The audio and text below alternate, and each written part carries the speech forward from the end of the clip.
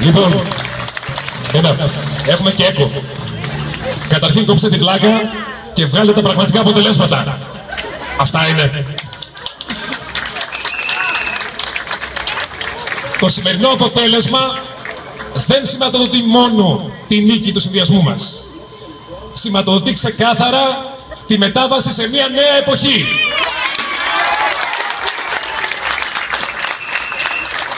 Σηματοδοτεί την έλευση μιας νέας γενιάς, η οποία δυστυχώς γεύεται τα δεινά της κρίσης χωρίς να φταίει γι' αυτό.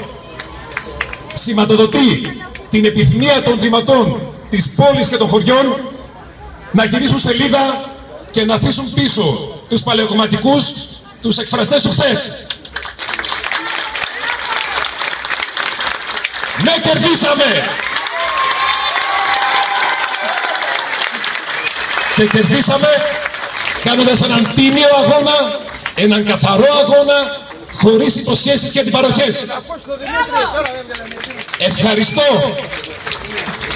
Ευχαριστώ θερμά τους δημότες του Δήμου Τρικαίων, οι οποίοι δείξανε ότι στα δύσκολα μπορούν να αφήσουν πίσω τις κομματικές τους ταυτότητες και να ενωθούν για το κοινό καλό.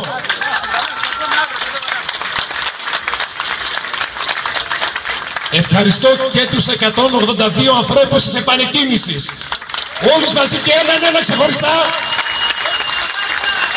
για τον απίστευτο αγώνα που κάνανε. Ευχαριστώ τους συνεργάτες μου, οι οποίοι παρά την απειρία μας δείξαμε πως μπορούμε να τα καταφέρουμε. Θα μου επιτρέψετε να ευχαριστήσω ιδιαίτερα τους νέους και τις νέες, τη γενιά μου, οι οποίες στηρίξανε πάρα πολύ ζεστά τον αγώνα που κάναμε.